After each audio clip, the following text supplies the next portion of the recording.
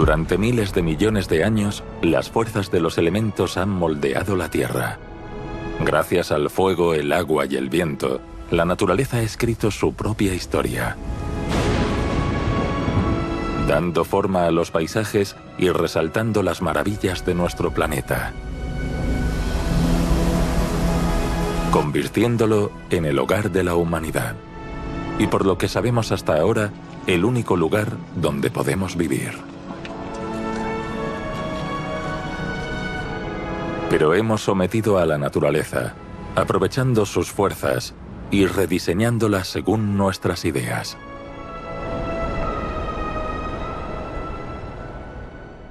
Las actividades humanas asociadas con la energía y la agricultura han cambiado y están cambiando la composición de la Tierra. Hemos erigido espléndidos monumentos y generado prosperidad para muchos. A lo largo de milenios, nuestro impacto ha aumentado de forma constante. Hemos vivido un periodo de 12.000 años de estabilidad que llamamos el Holoceno. Cuando observamos parámetros clave como temperatura, porcentajes de extinción y otros, todos están en niveles muy alejados de los límites del Holoceno. Pero estamos ante algo nuevo y lo hemos llamado el Antropoceno.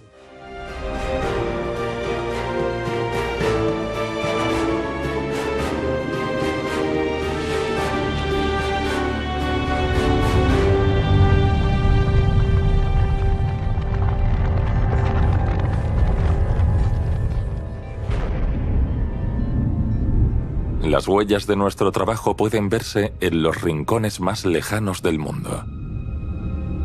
Transformamos los bosques en tierras de cultivo. La tecnosfera, o la suma de todas las cosas hechas por el hombre, se extiende más y más. Las megalópolis crecen a una velocidad vertiginosa. Nuestra era nunca se detiene.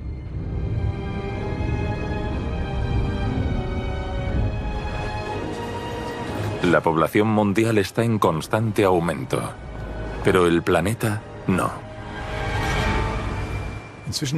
Hasta el momento, 2/3 de la superficie de la Tierra son utilizados para la agricultura, el transporte o la vivienda, y nos hemos convertido en el factor dominante. Desde mediados del siglo XX, llenamos el planeta con productos como el hormigón, el aluminio o el plástico. Hemos creado una especie de tecnosfera, con un peso medio de 50 kilogramos por metro cuadrado. El efecto se siente incluso donde todavía no se percibe la existencia de la tecnosfera.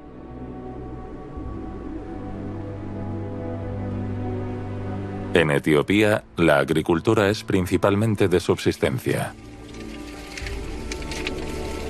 Los agricultores trabajan sus campos para satisfacer sus propias necesidades.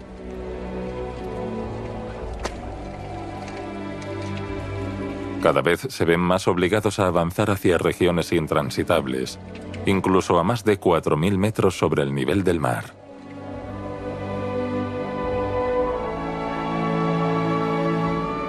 El país necesita nuevas áreas de cultivo, pero no solo para abastecer a su creciente población.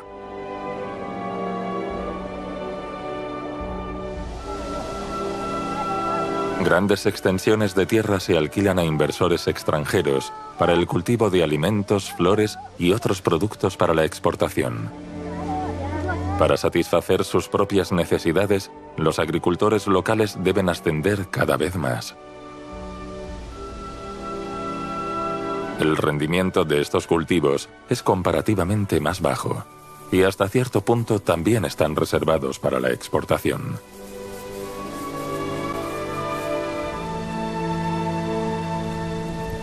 En especial la hierba del amor, llamada tef, considerada un superalimento.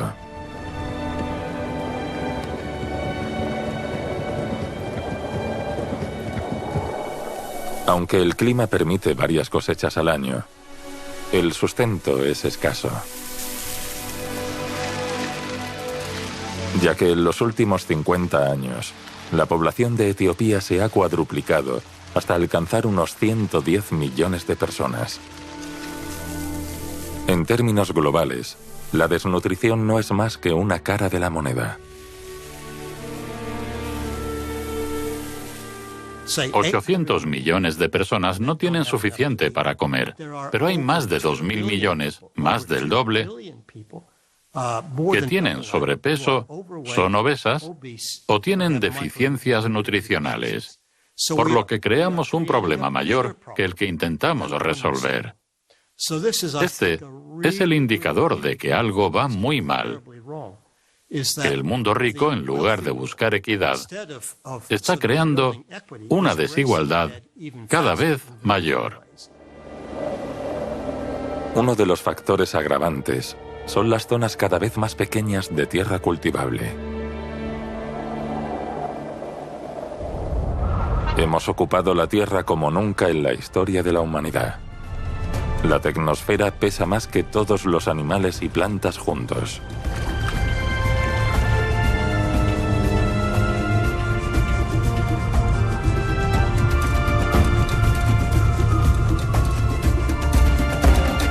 Por eso se exploran alternativas en todo el mundo. En los tejados de Brooklyn se han creado huertos de más de 6.000 metros cuadrados que proporcionan a los neoyorquinos verduras frescas desde hace 10 años. Las ciudades están cada vez más densamente pobladas y se extienden cada vez más, por lo que a sus habitantes les cuesta más conectar con la naturaleza. Tenemos un planeta de habitantes urbanos ajenos a la forma en que se producen sus alimentos y ajenos a la naturaleza. Tiene mucho sentido traer la naturaleza y la agricultura a las ciudades. El proyecto se extiende por 3 edificios y es el cultivo en tejado más grande del mundo. Produce 40.000 kilos de fruta, lechugas, verduras y hierbas al año, todas de cultivo biológico. En Estados Unidos gastamos en alimentos un porcentaje de nuestros ingresos menor que otros lugares del mundo, pero gastamos más en atención médica. Cada vez es más difícil ignorar el coste que implica para nuestra salud y para el medio ambiente la forma en que producimos los alimentos. La comida barata que compramos y comemos no es tan barata. La agricultura urbana también tiene otras ventajas. Absorbe millones de litros de lluvia al año y reduce las necesidades de calefacción y refrigeración en los pisos superiores, una solución exportable a otras ciudades.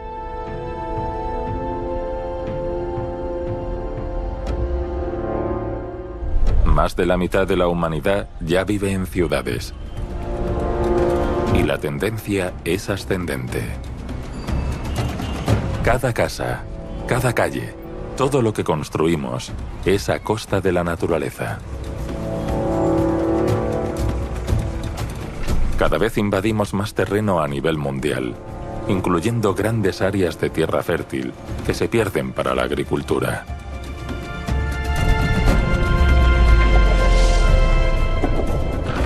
Pasan muchos milenios hasta que el lecho de roca se convierte en suelo. El agua y los ácidos corroen las rocas. Los microorganismos como las bacterias transforman las hojas secas en humus, que es excavado por las lombrices que lo hacen fértil.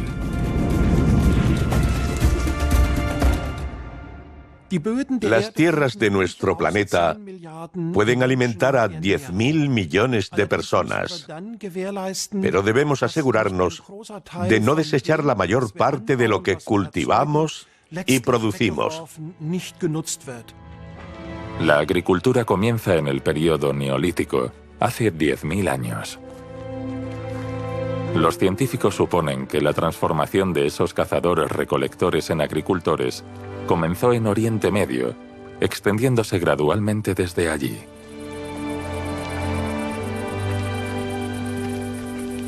Por aquel entonces, nuestros antepasados descubrieron las posibilidades de un suelo fértil.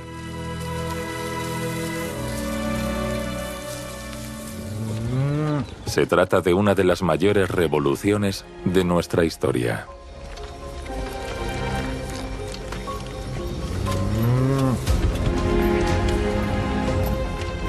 La zona que antaño alimentaba a 5 personas, ahora proporciona alimento a 35. También marca el nacimiento de las primeras civilizaciones avanzadas, como la egipcia. Es una historia de éxito basada en pequeñas partículas fértiles, arrastradas desde miles de kilómetros de distancia.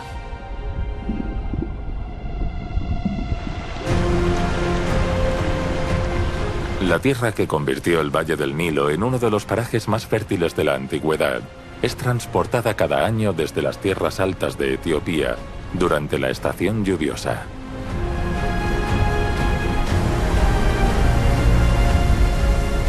Las crecidas del Nilo la llevan a Egipto y convierten el valle en un gigantesco oasis. Es solo un ejemplo de las distintas relaciones entre fenómenos naturales que se encuentran a miles de kilómetros de distancia.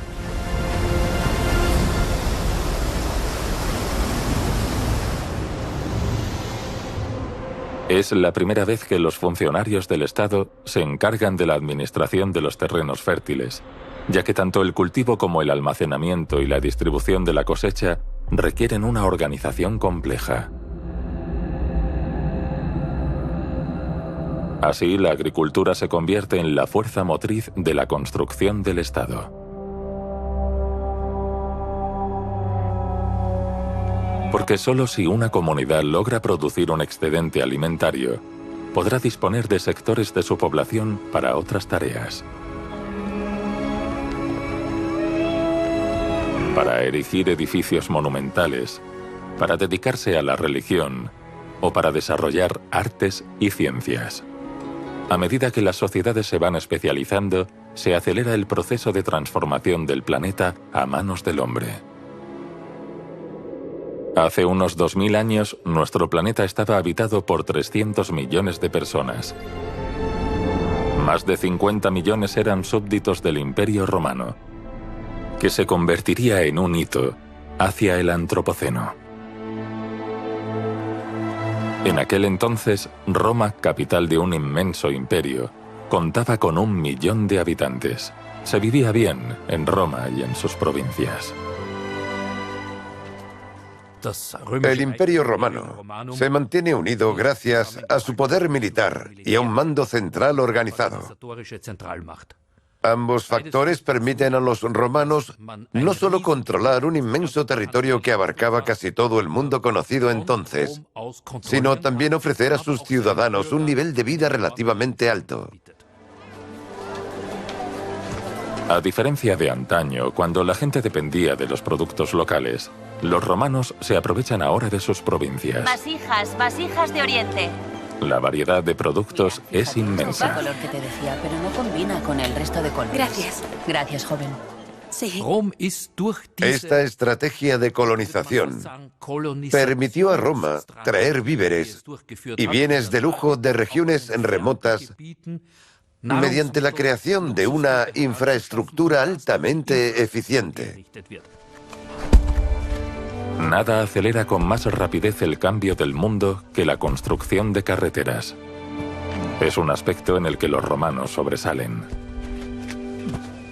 Por primera vez, los caminos pavimentados atraviesan grandes regiones, rectos, con cimientos sólidos y transitables en cualquier época del año. Mira, perfecto. Una gigantesca hazaña de ingeniería. Bien, podemos empezar desde aquí. Más de 200.000 kilómetros de Adelante. caminos pavimentados permiten el acceso a los rincones más remotos del imperio. Un mapa de la época tardorromana muestra la red de calzadas que se extiende desde las islas británicas a través del mundo mediterráneo hasta Asia. En el margen más oriental del mapa dice Sera Mayor. Según algunos historiadores, puede ser el equivalente a China. Aquí, el hombre también comenzó hace tiempo a remodelar el paisaje según sus necesidades.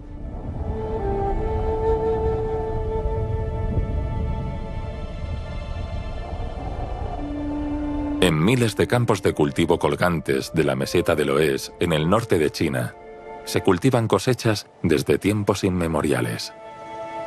La base fue creada por las fuerzas de la naturaleza.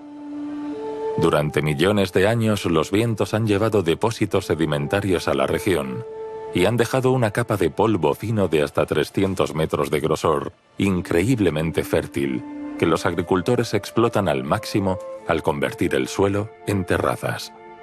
El viento ha dejado sus huellas en la geohistoria de la Tierra, mucho antes que el hombre apareciera en el planeta.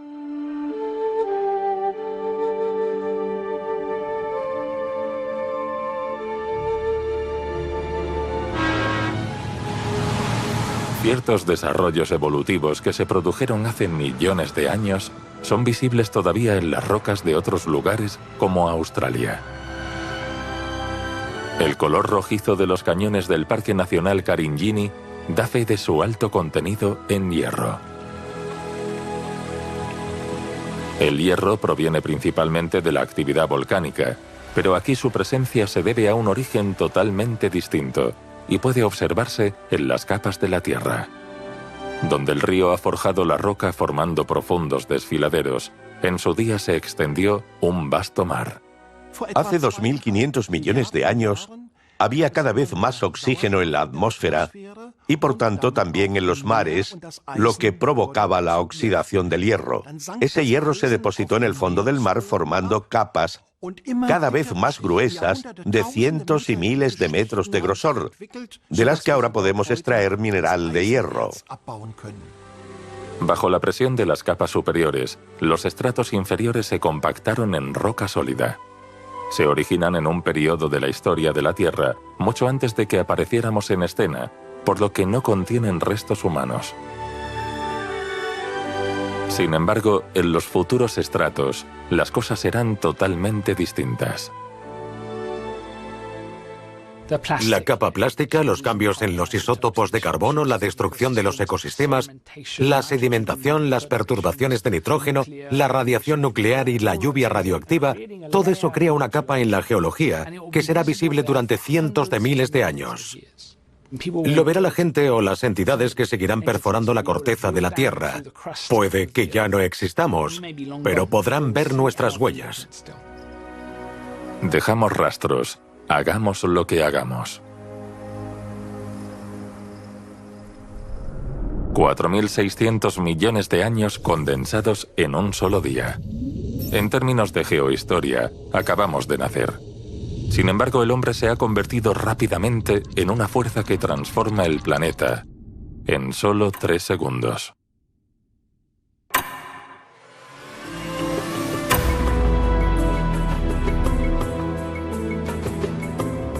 Desde el cielo, el impacto del antropoceno se hace visible de forma inmediata. Hemos impuesto formas geométricas a la Tierra para explotarla mejor, sobre todo durante la Edad Moderna.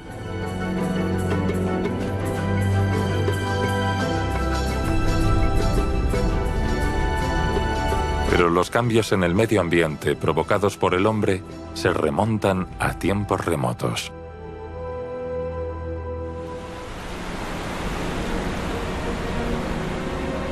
Aunque no es evidente a primera vista, el hombre ha cambiado el paisaje incluso en una isla poco habitada en el Atlántico.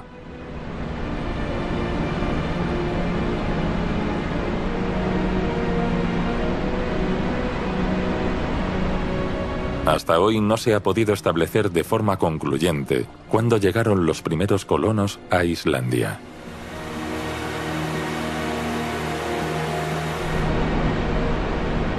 Sin embargo, es un hecho que los vikingos establecieron residencias permanentes desde el siglo IX y que comenzaron a modificar el entorno a gran escala.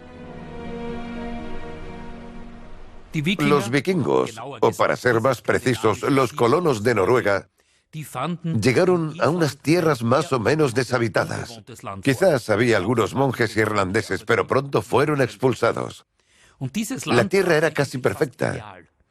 Un 25% estaba cubierta por bosques. Había grandes espacios para el pastoreo y todo era gratis. Pero por desgracia el hombre la destruyó en solo 100 años. Cuando llegan los primeros colonos, traen su ganado. Comienzan a despejar los bosques usando la madera para construir casas, pero sobre todo para calentarse. Esos claros se convierten en pastizales para el ganado. Debido a la dureza del clima, la vegetación no puede regenerarse. Durante los cortos veranos, los colonos deben almacenar comida tanto para ellos como para el ganado. Y a medida que la población crece, los recursos comienzan a escasear. Las famosas sagas islandesas hablan de peleas por la tierra que a menudo suben de tono. ¿Qué es lo que quieres? Has construido sobre mis tierras. ¡Te voy a matar, maldito! ¡Déjame en paz! ¡Te mataré! Acabando en crímenes entre clanes rivales. Los infractores deben enfrentarse al Tin, el Tribunal Supremo de los Vikingos. Bien. ¡Quieto ahí! ¡Atención! ¡Escuchadme todos!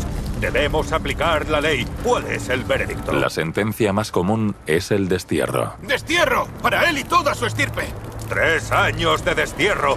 Ese será tu castigo. El mensaje inherente de estos dramáticos relatos de la era vikinga es que la sobreexplotación de los recursos naturales puede causar crisis sociales. Durante la Alta Edad Media, la población mundial aumenta. Según los cálculos, alrededor del año 1250 hay ya 400 millones de personas. La mayoría viven en Europa, India o China. Entre el 1000 y el 1300 después de Cristo, la población de Alemania aumentó de 4 a 11 millones, casi el triple. Hoy día el crecimiento es aún mayor, pero en aquel entonces fue enorme para tratarse de solo 3 siglos. Como consecuencia, había una necesidad urgente de espacios cultivables para alimentar a esta población y para proveerlos. Los enormes bosques vírgenes de Alemania debían ser talados. El aumento de la población da lugar al crecimiento de los asentamientos y la fundación de nuevas ciudades, y el entorno cambia drásticamente. En la Alta Edad Media ya han desaparecido el 30% de los bosques. En el año 1300 ya se había elevado al 85%.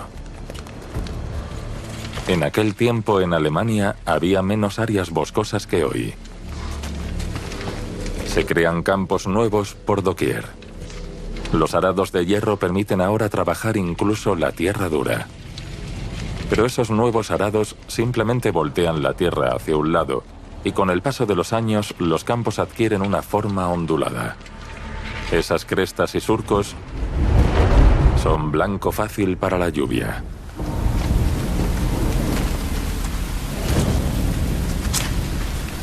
En julio de 1342 hubo lluvias con efectos desastrosos.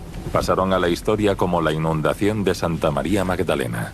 Después de un periodo extremadamente seco, los terrenos de los campos ya no son capaces de absorber el agua.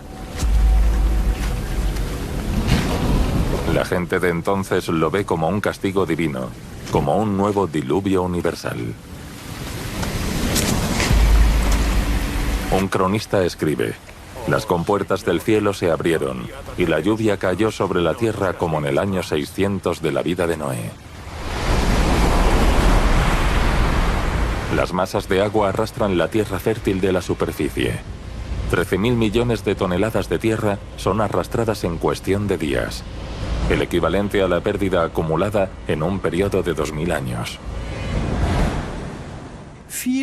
Muchos pueblos pierden gran parte de sus campos de cultivo y tienen que renunciar a la agricultura durante siglos. Es la mayor tragedia de los últimos 1500 años. 150 años después, la conquista de América abre nuevos horizontes. Sin embargo, también tiene graves repercusiones. Millones de nativos mueren, la mayoría por enfermedades contagiadas por los europeos. A menudo solo sobreviven sus monumentos. La explotación del Nuevo Mundo es otro paso importante hacia el Antropoceno. Los recursos naturales de América cambiaron el mundo. No solo América y Europa, todo el planeta. Se trata concretamente de una planta que se extiende por todo el mundo, el maíz. El indio había logrado cultivarlo a partir de una hierba silvestre mexicana llamada teosinte hasta la planta que conocemos hoy. En la actualidad, con más de 1.000 millones de toneladas anuales, el maíz es el rey de los cultivos, dominando paisajes enteros. El maíz, como el trigo, se cultiva en terrenos inmensos, lo que alivia el cultivo, pero sobre todo facilita la cosecha, llevada a cabo normalmente con maquinaria pesada. Pero lo que hoy nos puede parecer espectacular tuvo unos humildes comienzos. Un inglés llamado Jethro Tull es considerado el fundador de la ciencia agrícola moderna. Sobre el año 1700 inventa una sembradora con una exactitud sin precedentes a la hora de cumplir su misión. Encaja. Fantástico. Hace agujeros en la tierra, inserta una semilla de maíz y luego la cubre con tierra. De esta forma las plantas crecen a una distancia uniforme entre sí, facilitando un mejor aprovechamiento del suelo. 300 años más tarde, la agricultura se practica con una precisión que Jethro Tull nunca hubiera imaginado. En el Valle Central de California, los agricultores no dejan nada al azar. Cada metro cuadrado es irrigado artificialmente y los campos son monitorizados desde el aire.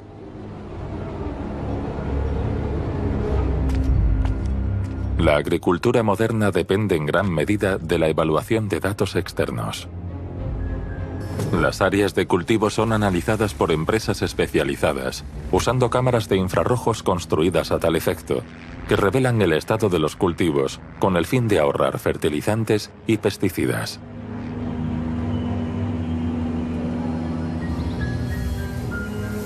Las imágenes indican al agricultor dónde intervenir y dónde no. El objetivo es dar a cada planta la cantidad justa de productos químicos que necesita, con el consecuente ahorro de costes. Que la agricultura sea posible en un clima desértico como este es el resultado de la intervención humana a gran escala. Gigantescos canales de riego traen agua desde cientos de kilómetros de distancia.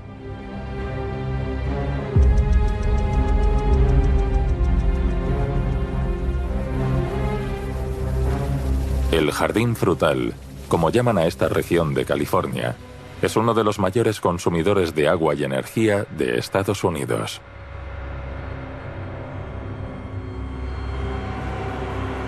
La agricultura altamente industrializada depende cada vez más de la automatización. Los tractores son dirigidos por un ordenador con sensores. En teoría pueden incluso ser monitorizados y dirigidos por control remoto desde el despacho del agricultor. Este tipo de agricultura de alta tecnología se considera el futuro de la agroindustria, ya que proporciona mayores rendimientos con la máxima eficiencia. En muchas zonas se obtienen cosechas 4 veces mayores que hace 100 años. Y no solo por el aumento del uso de la maquinaria, se debe sobre todo a los avances en la nutrición de las plantas, ya que la agricultura intensiva es propensa a agotar la tierra. Los cimientos se establecieron hace 100 años. Es literalmente uno de los inventos pioneros de los tiempos modernos y se hizo famoso con el nombre pan del aire. Parece que da resultado, sí, ¿verdad? Lo anotaré. A principios del siglo XX, los científicos alemanes Fritz Haber y Karl Bosch lograron desarrollar un procedimiento que permitía convertir el nitrógeno del aire en amoníaco. Este amoníaco podría... Era la base de los fertilizantes artificiales. Hasta entonces el nitrógeno, el estímulo del crecimiento de las plantas, solo estaba disponible en cantidades limitadas. Ahora podía ser producido a voluntad. La clave fue la industrialización. Podíamos tomar el nitrógeno del aire mediante procesos químicos y convertirlo en nitrógeno reactivo, pero eso requiere mucha energía. Y se está vertiendo una enorme cantidad de nuevo nitrógeno reactivo. Lo usamos para el cultivo de alimentos, pero hay un porcentaje muy alto que se vierte al medio ambiente, contaminando las aguas y la tierra. Ahora estamos presenciando un enorme aumento en el ciclo del nitrógeno reactivo a través de la tierra. Además del nitrógeno, hay otras sustancias que afectan al medio ambiente, el fosfato y el potasio. También son los principales ingredientes de los fertilizantes artificiales, que desde finales del siglo XIX nos permiten exprimir cada vez más la producción de los campos. Sin embargo, es una necesidad absoluta, ya que la población mundial crece cada vez más rápido. En 1804 supera los 1.000 millones. En poco más de un siglo, en 1927, se duplica a 2.000 millones. A partir de entonces, la curva se vuelve cada vez más pronunciada. La revolución agrícola es seguida por su equivalente industrial. A los fertilizantes artificiales se les une la maquinaria de alta tecnología.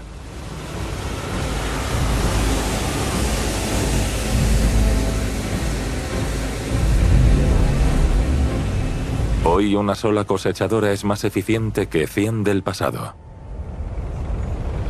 Y como la agricultura necesita cada vez menos trabajadores, estos emigran a las ciudades y proporcionan mano de obra a un proceso que nos lleva al antropoceno con una velocidad cada vez mayor.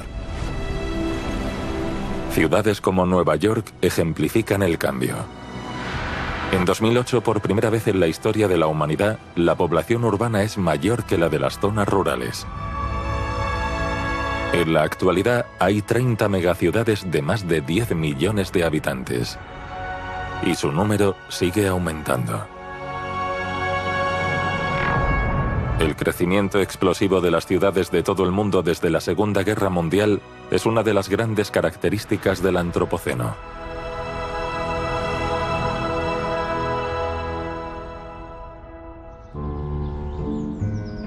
La migración de plantas y animales también se ha visto acelerada por el hombre.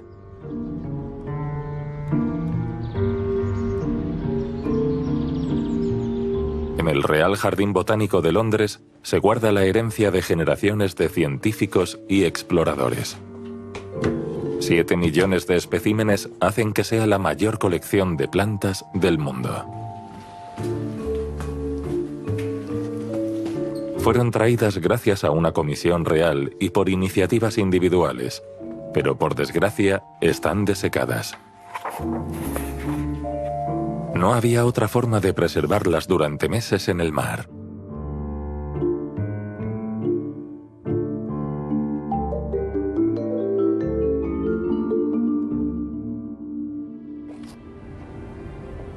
Hasta que un hombre lo cambia todo.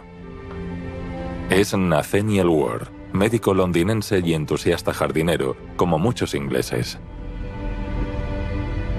Alguien que ve cómo el aire de Londres contaminado por el hollín hace sufrir a sus plantas.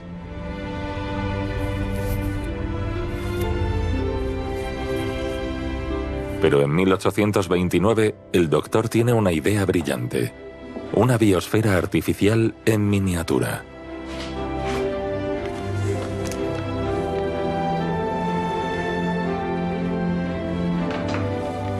Todo lo que se necesita son unas tiras de madera y unos paneles de vidrio.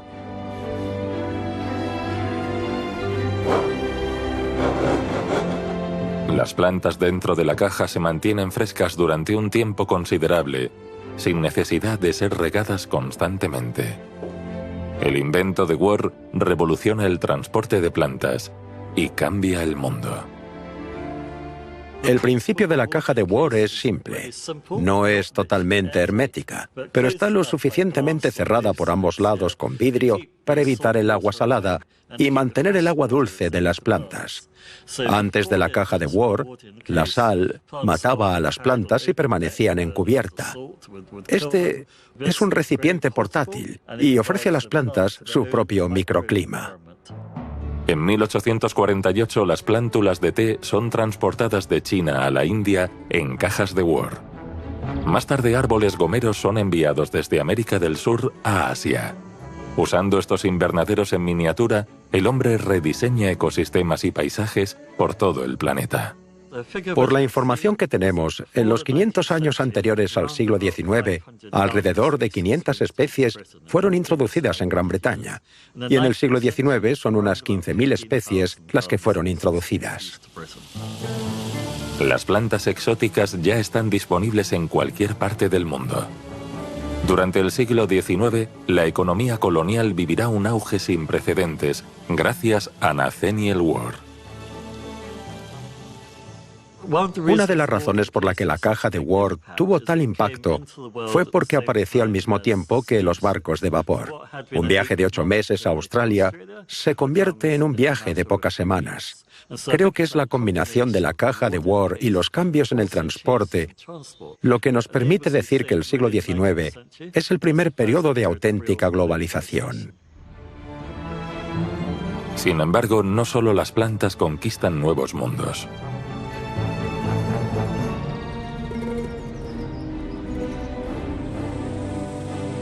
A principios del siglo XX, en Australia se erige la valla más larga del mundo. Con una longitud de más de 1.800 kilómetros, separa las regiones más occidentales del resto del continente. Su función es evitar que una especie en particular se extienda cada vez más: los conejos. Los colonos los criaban en cobertizos. En 1859 un granjero liberó 24 de ellos para la caza. Un acto de consecuencias trascendentales. Sin enemigos naturales, los conejos se multiplicaron y arrasaron grandes extensiones. Las autoridades establecieron recompensas y se levantó la valla. Como medida de protección, dejaba bastante que desear. Las maderas podridas tendían a romperse y el alambre se corroía, incluso si se revisaba y reparaba regularmente.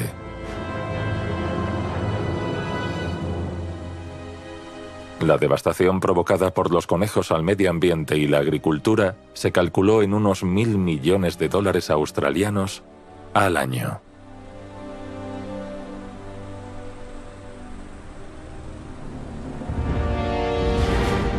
Animales y plantas siguen viajando por todas partes. Entre 200 y 300 millones de contenedores están en movimiento en todo el mundo, la mayoría de ellos en barco, ya que el 80% del comercio internacional se transporta por mar.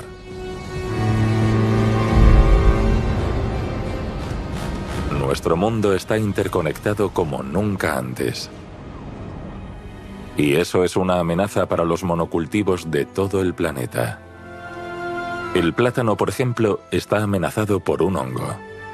Es difícil de creer, pero casi todos los plátanos que tomamos de postre provienen de una sola planta cultivada alrededor de 1830 en un invernadero por William Cavendish, un noble inglés.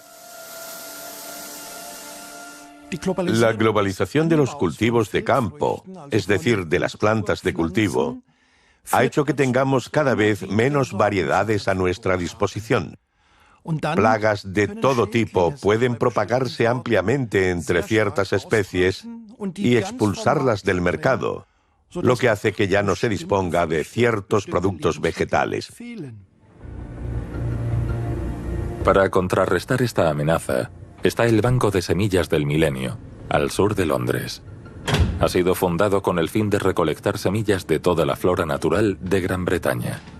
En 2009 logró su objetivo, y desde entonces recibe semillas de todo el mundo. Las plantas silvestres son un seguro de vida para la biodiversidad. Si fuera necesario, se podrían utilizar para volver a tener plantas cultivadas. De acuerdo con los cálculos científicos, la extinción de las especies provocada por el hombre avanza 500 veces más rápido que en condiciones naturales. Cada año perdemos innumerables especies. El propósito principal del banco de semillas es la conservación de plantas. Aquí almacenamos semillas durante largos periodos de tiempo, en muchos casos decenas o cientos de años, en un ambiente seco y frío. En Etiopía han decidido adoptar otro enfoque. El Banco de Semillas de Addis Abeba se fundó en 1976. Es uno de los más antiguos y grandes de África. Aquí se conservan semillas de 62.000 variedades autóctonas que, por ser vitales para la agricultura, están a disposición de los agricultores. Aquí no da resultado enseñar conservación a los agricultores. Deben conseguir algún tipo de beneficio. Hay un dicho en conservación genética que dice: si no vas a usarlo, lo pierdes. Por eso, el uso tiene que estar vinculado con la conservación. De lo contrario, los agricultores no mostrarán ningún interés. De esta manera han podido mantener la biodiversidad en Etiopía. Dado que sus paisajes oscilan entre desiertos, terrenos montañosos y bosques tropicales, las condiciones para el cultivo son muy variadas. Por tanto, a los agricultores les interesa tener un acceso permanente a las semillas que mejor crezcan en su terreno. En el banco de semillas, las plantas cultivadas no forman parte del inventario.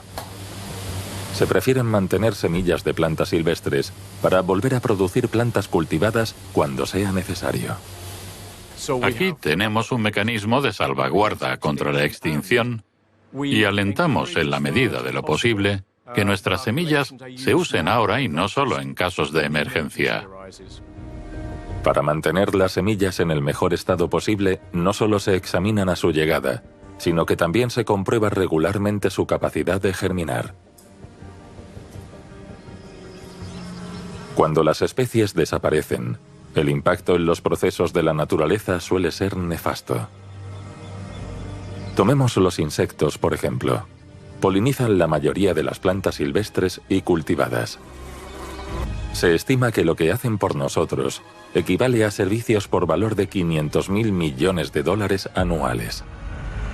Sin embargo, los métodos de cultivo modernos han dado forma a paisajes donde los insectos tienen pocas posibilidades de sobrevivir. Voluntarios de la Sociedad Entomológica de Krefeld en Alemania llevan décadas monitorizando la presencia de insectos en regiones específicas de Alemania.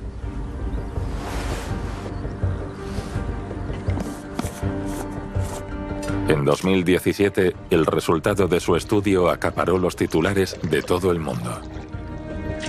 Sus datos indican que el número de insectos voladores en las áreas de investigación ha disminuido durante los últimos 30 años en más del 75%. De las 28 especies de abejorros que se observaron en su momento en los alrededores de Krefeld, al menos 19 se han extinguido. Refiriéndose al estudio de Krefeld, el New York Times acuñó el término apocalipsis de los insectos.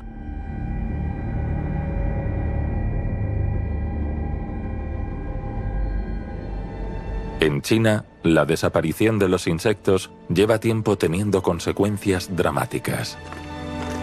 En la actualidad, los árboles frutales tienen que ser polinizados a mano.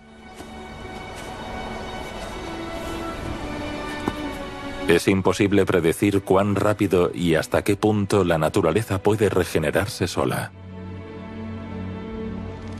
Por eso, laboratorios de alta tecnología como los del MIT de Boston trabajan en posibles sustitutos. La idea de los científicos es usar pequeñas abejas artificiales. Sin embargo, recrear un ser vivo tan complejo no es una tarea fácil. Hay demasiadas características a tener en cuenta. Por eso, en laboratorios de alta tecnología como los del MIT de Boston, trabajan en posibles sustitutos.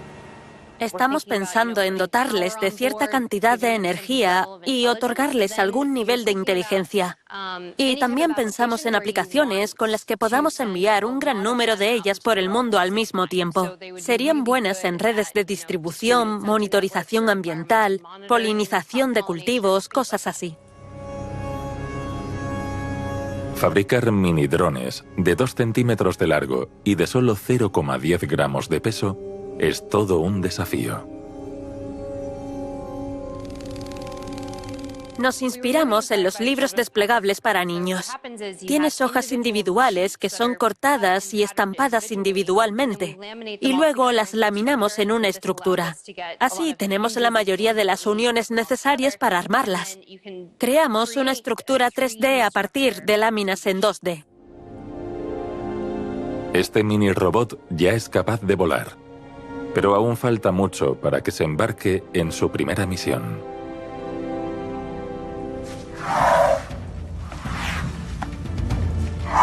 Los insectos no son la única especie de nuestro planeta que lucha por sobrevivir.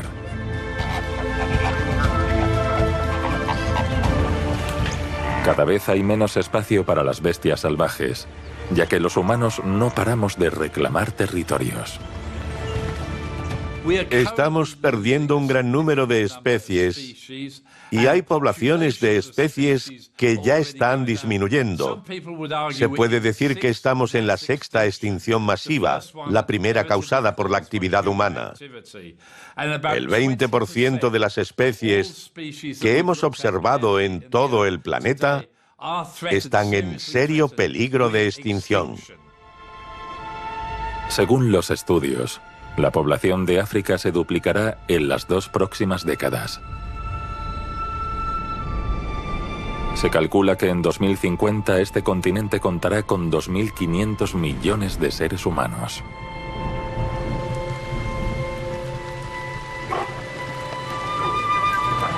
El número de animales salvajes está disminuyendo drásticamente, incluso en las grandes reservas naturales. Por ejemplo, desde 1980, la población de leones se ha reducido a la mitad, y la tendencia es a la baja.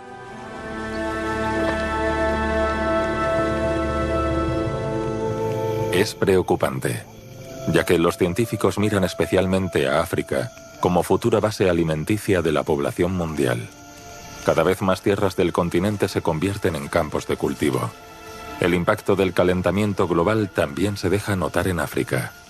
A finales del siglo XXI podrían extinguirse hasta el 30% de sus plantas y animales autóctonos. El cambio climático es la palabra del momento, pero la pérdida de biodiversidad es un problema mucho más grave. Las especies se desarrollan a lo largo de cientos de miles o incluso millones de años, por lo que no habrá tiempo suficiente para que crezcan nuevas que reemplacen a las que perdemos hoy. Puede que controlemos el cambio climático y dar marcha atrás varios años o décadas, pero una vez que una especie se ha extinguido, se pierde para siempre. El mayor reto para África es el de conservar su biodiversidad y al mismo tiempo satisfacer las necesidades económicas de una población en constante crecimiento.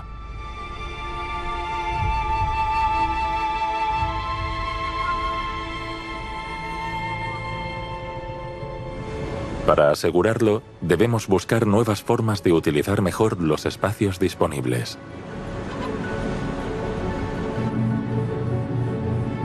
Como se hace con el cultivo de plantas en las grandes ciudades.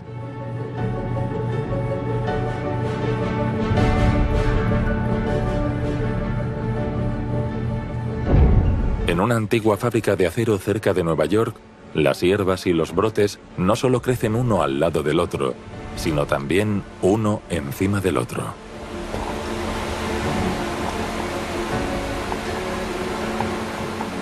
Esto permite una mayor cosecha por metro cuadrado que en los invernaderos convencionales, y además el producto crece cerca de los consumidores.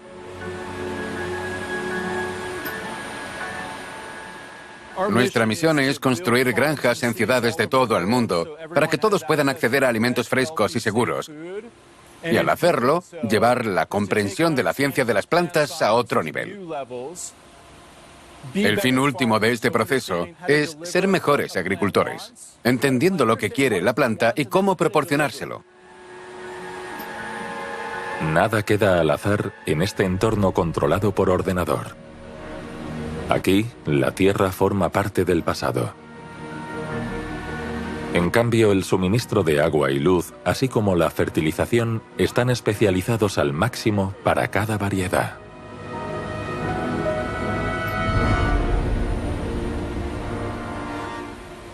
Animamos a nuestros clientes a hacerse preguntas sobre cómo se produce su comida. ¿Están comiendo los alimentos adecuados? No hablamos de calorías, sino de proteínas, nutrientes y micronutrientes. Que sean conscientes de lo que hay en sus alimentos. Que pregunten sobre los pesticidas que se utilizan, sobre las técnicas de cultivo o el uso del agua. De 20 a 30 cosechas al año, con un 95% menos de consumo de agua, es un comienzo prometedor. No hay una sola forma ideal de practicar la agricultura. Nuestro planeta es tan diverso como las áreas en las que vivimos.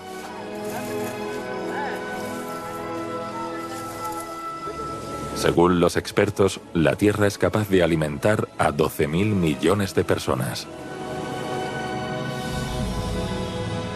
No obstante, debemos usar los recursos y los espacios sabiamente y cooperar como una gran comunidad. Necesitamos aprender de la historia y dejar a la naturaleza su propio espacio, aunque nuestra población no deje de crecer. En última instancia, seguimos dependiendo de la biosfera. De ahí viene nuestra comida. Es donde vamos cuando morimos y somos parte del gran ciclo de la vida. Nuestro trabajo es ser administradores. De eso debería tratar la vida humana en lugar de extraer tanta riqueza y tantos recursos que no nos hacen felices. Los índices de felicidad dicen que nuestra felicidad disminuye cuanto más alteramos la biosfera. Rara vez comprendemos la belleza de la biosfera de la que también formamos parte.